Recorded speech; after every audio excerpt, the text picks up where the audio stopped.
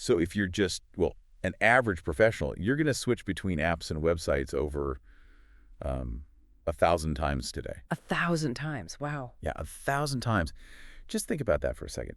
Every single ping, every new browser tab, every Slack notification, it's slowly fracturing your attention until you're just completely exhausted by like 2 o'clock in the afternoon. Right. And most people are really just surviving their digital ecosystem at that point. Exactly. But what if you could, engineer a workflow where the software actually handles all the busy work and you are freed up to do the real deep thinking? It sounds like a total luxury, honestly. But the reality of the modern workplace is that engineering your own productivity, it's no longer optional. Yeah. It's a baseline survival skill now. The sheer volume of digital inputs we deal with daily it's completely outpaced our biological capacity to process them manually. Which brings us right to the source material for today's deep dive. We are looking at this highly intensive 4-week syllabus titled Virtual Assistant Mastery, Productivity, Marketing, and Remote Operations.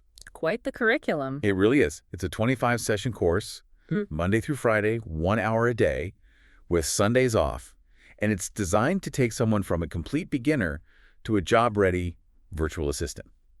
So, okay, let's unpack this, because looking through the modules, I realized immediately that this isn't just a guide for aspiring assistants. Not at all. Right. This is a literal blueprint for anyone listening right now who wants to aggressively reclaim their time and become insanely effective in a remote work environment. Yeah, to understand the true value of this syllabus, we really have to look at how it fundamentally redefines the role. I mean, historically, a virtual assistant was viewed as, a remote secretary. Like a task doer. Exactly. Yeah. Someone who types up meeting notes, schedules flights, answers basic emails. But this document just throws that definition out the window. It treats the modern VA as this multidisciplinary remote operations manager. It argues that to be successful today, you must be a digital generalist who understands cybersecurity, automated logic, and digital marketing ecosystems. Yeah. And I want to get straight into how it builds that skill set, starting with week 1. Because the syllabus doesn't start with marketing or, flashy software. Right. It starts with the foundation. It starts entirely with self-management. It's kind of like building a house. You don't start by putting on a shiny new roof, which would be the marketing. You have to start with the foundation. Right. So digital hygiene, not getting hacked, avoiding burnout. Before you're allowed to manage a client's business, you have to prove you can manage your own psychology. That's a great way to put it. It begins with assessing your remote suitability, setting up a physical home office. But then it very quickly moves into these hardcore time management frameworks, specifically the Eisenhower box. Yeah, and the Eisenhower box is critical here because it forces this really strict distinction between what is loud and what is actually important.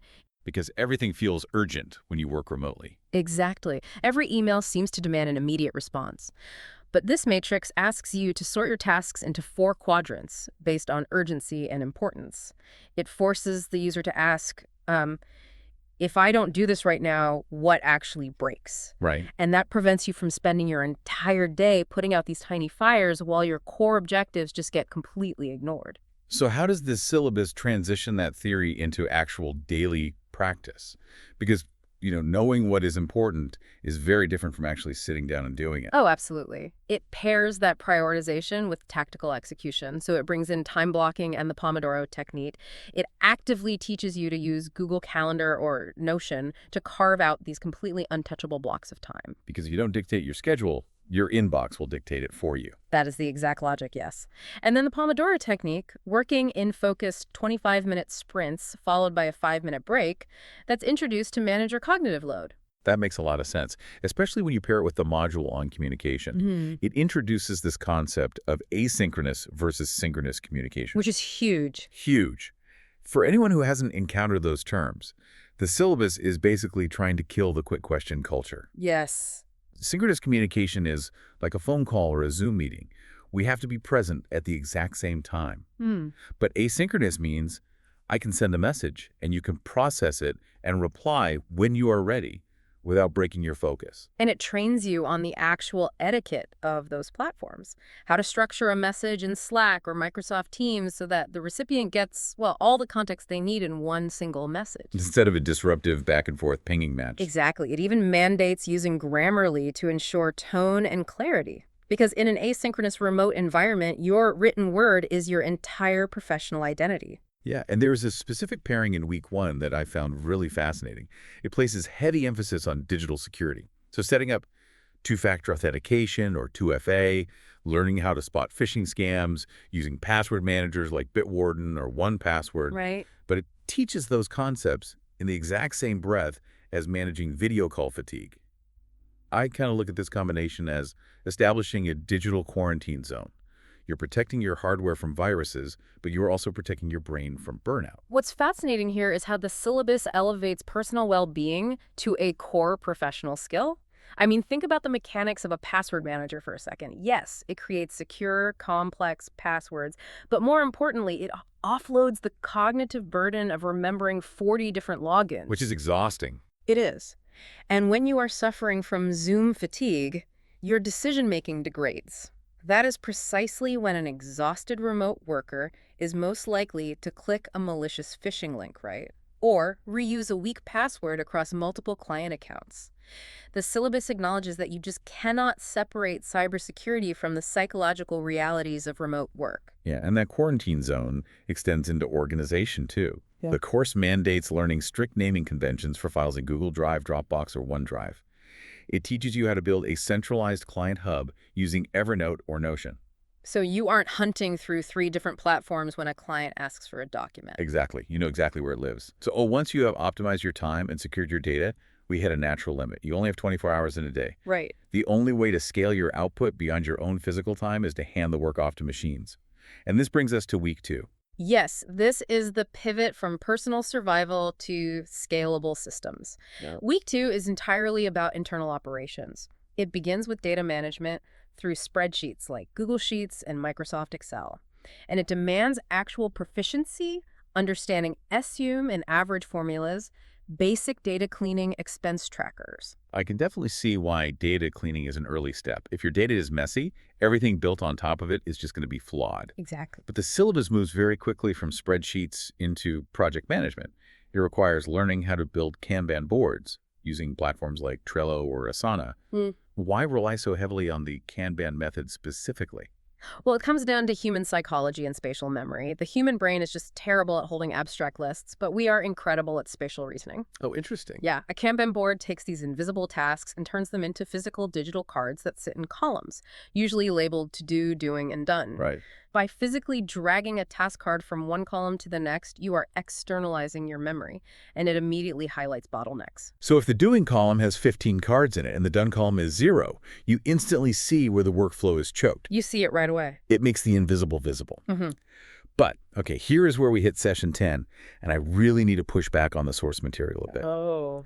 Yeah, the syllabus introduces workflow automation.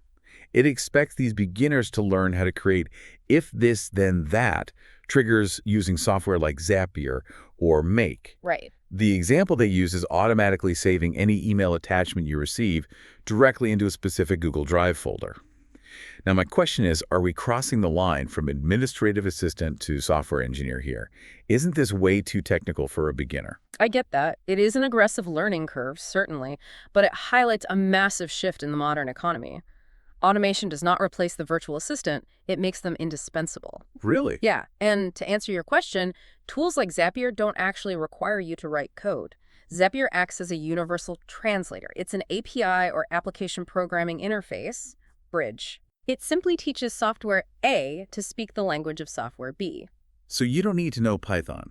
You just need to understand basic logic. Precisely. Think about it from the client's perspective. Anyone can be hired to manually drag and drop 100 PDF invoices from a Gmail inbox into a Dropbox folder. But that takes hours of billable time. Exactly. But if you understand the logic required to set up a Zapier automation that does it instantly, invisibly in the background, you are no longer just doing the work, you are engineering the business to run faster. Wow, okay, I see the distinction. You're transitioning from manual labor to systems architecture. The source even mentions building an automated workflow to capture leads and funnel them into a CRM, a customer relationship management tool. That is high-level operational design. And that operational design applies to human interactions as well. Week 2 rounds out the internal machine by teaching virtual meeting coordination. It goes far beyond simply sending a calendar invite. Right. It covers coordinating a 3-person meeting across vastly different global time zones using Calendly. So you aren't sending 6 emails back and forth just to find a time that works. Exactly. It also dives into customer support ecosystems. The syllabus requires learning ticketing systems like Zendesk or Freshdesk and understanding SLAs or service level agreements. And for anyone unfamiliar with why ticketing systems matter, think of a growing business. If 3 employees are all sharing one support@company.com Gmail inbox, they will constantly collide. Right. 2 people might reply to the same customer, or an email just gets buried and forgotten. Yeah. A ticketing system turns every incoming email into an individual trackable ticket that can be assigned to one specific person, with a timer running to ensure it meets the promised response time. That is the perfect way to contextualize it. So the internal machine is now fully built. The data is clean, projects are visual, repetitive tasks are automated, customer inquiries are tracked. The business is internally sound. Yes. Which means it is finally ready to look outward. Which brings us to week 3, the megaphone. Once the operations are humming, the syllabus pushes you into external digital marketing. And here's where it gets really interesting, because it introduces this vast ecosystem. Instead of viewing marketing as a series of isolated tasks, I like to view what this week teaches as a digital Swiss Army knife, or, well, a marketing waterfall. Oh, I like that framing. Hmm? How do you visualize the mechanics of that waterfall? Well, the syllabus starts by defining all the interlocking pieces. So SEO, content, social, email, and PPC, or pay-per-click advertising. In the waterfall analogy, an SEO-optimized blog post is the very top of the waterfall. It catches the attention of people searching on Google. Right. And then that traffic flows down into an email capture form, which is the pool at the bottom. Once you have their email, that pooled audience can be nurtured, while the original blog post is broken down into little droplets of content and distributed across social media to start the cycle all over again. The breadth of tools required to manage that waterfall is staggering. The syllabus demands proficiency in social media scheduling, teaching you how to build a content calendar and schedule a week's worth of posts across multiple platforms simultaneously using Buffer, Hootsuite, or Meta Business Suite. And it isn't just scheduling other people's work, it's actual content creation. It teaches basic copywriting. It shows you how to find high-quality, royalty-free imagery on sites like Unsplash, and then how to combine that text and imagery into professional graphics using Canva. It's essentially giving you a basic graphic design toolkit. Exactly. And it pushes even further into direct discoverability. For the SEO portion at the top of your waterfall, it introduces Google Trends and the free version of Ubersuggest. Which is huge for keyword research. Right. So when they upload a client's blog post, they know exactly what terms to include in the meta descriptions to ensure search engines actually show the post to users. It also covers the email pool at the bottom of the waterfall. You have to learn how to build subscriber lists and write automated welcome sequences using MailChimp or ConvertKit. And importantly, it demands proof that all of this effort is actually working. You are required to read Google Analytics dashboards and generate monthly performance reports for the client. If we connect this to the bigger picture, this is the moment the virtual assistant role transforms entirely. In the traditional business model, administrative support is viewed as overhead. It's a necessary cost center. Yeah. But week 3 concludes by requiring the student to plan a mock mini-campaign, designing 3 social posts and 1 automated email sequence for a hypothetical product launch. By acquiring these skills, the VA transitions from an administrative cost to a direct revenue-generating asset. They are driving leads. They are driving sales. That is a massive paradigm shift. If you can sit down with a client and say, the newsletter sequence I built for you just captured 10 new leads this week, well, you have completely changed your value proposition. Exactly. You are a growth partner. And navigating that transition from a subservient employee mindset to an equal business partner is the central theme of the final week. Week 4 is called the business of you. You have secured the foundational hygiene, you've automated the internal systems, you've built the marketing megaphone. Now, how do you actually monetize these skills? Week 4 forces the student to operate as a freelance business owner. It tackles the structural realities of independent work immediately, starting with monetization strategies. Like, how do you actually price your services? Yeah, it breaks down the critical difference between hourly billing and retainer models. Hourly billing basically punishes you for getting faster. If you use Zapier to cut a 10-hour task down to 1 hour, you lose money. Right. A retainer model charges for the outcome and the value provided, regardless of how fast the automation does the work. It also covers the administrative side of running your business. So drafting bulletproof contracts, setting up professional invoicing systems using platforms like Wave or FreshBooks or HelloSign for legally binding e-signatures. Yet having a perfect invoice system is completely useless if you have no one to send invoices to. Good point. The syllabus leans heavily into client acquisition and relationship management. It maps out the anatomy of a discovery call. How do you interview a potential client to see if they are actually a good fit rather than just begging them for work? It covers how to set firm expectations and boundaries too, and how to build a frictionless onboarding checklist so that the moment money changes hands, the client feels completely taken care of. Right. And for discoverability, it requires a full audit of your LinkedIn profile and sets you up on freelance marketplaces like Upwork to start generating leads. But the true genius of this syllabus lies in its final requirement. It culminates in a capstone project. Oh, this is great. Yeah, the student doesn't just take a multiple-choice exam. They are required to build a comprehensive mock portfolio. This includes a sample social media calendar, a strategic marketing plan, and a fully branded client onboarding deck. That methodology is incredibly striking. Let's just dig into how the course is actually taught for a second, because it challenges a lot of assumptions about online learning. Throughout the 25 sessions, there are short, weekly quizzes. But the core mechanism is a 15-minute do-along practical exercise every single day. Yes. The syllabus absolutely insists that the student sign up for the free tiers of every software mentioned, Asana, Canva, MailChimp, Zapier, and build what it calls a sandbox portfolio. This raises an important question about adult learning theory. Passive consumption, like watching a video of someone else clicking buttons on a screen, gives you the illusion of competence. Definitely. But the moment you face a blank spreadsheet or an empty workflow canvas yourself, that illusion shatters. The brilliance of the sandbox approach is that it forces you to drive the vehicle, not just read the manual. You make the mistakes in a safe environment.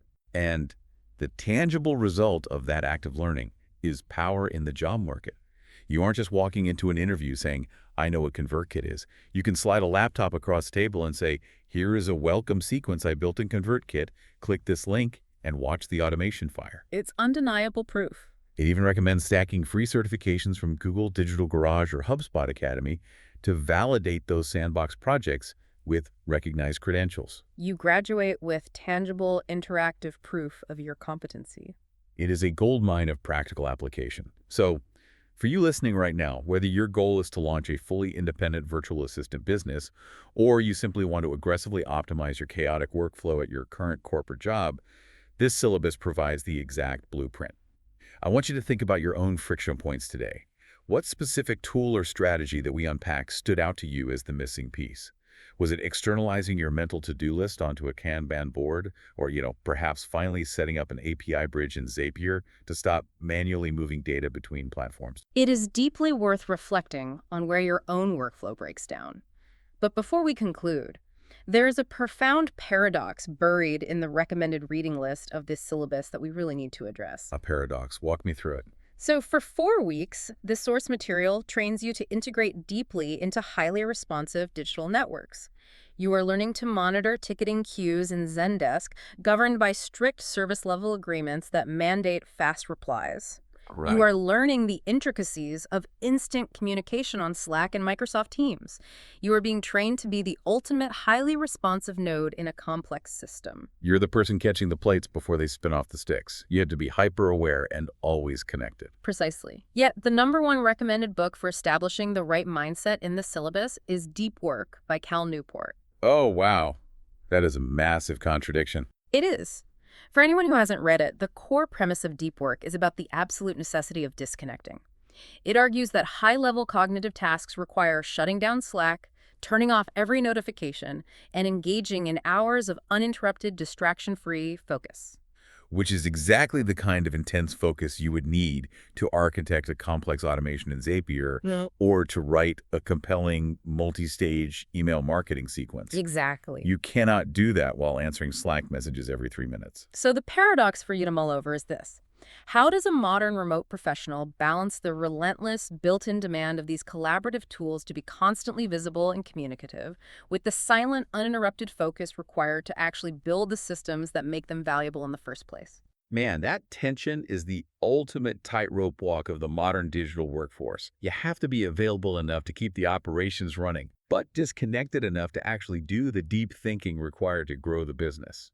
I highly encourage you to ponder that paradox during your next workday, perhaps right as you switch between your email and your calendar for the 100th time today. That is all we have for today's deep dive into the source material. Thanks for joining us, and we will catch you on the next one.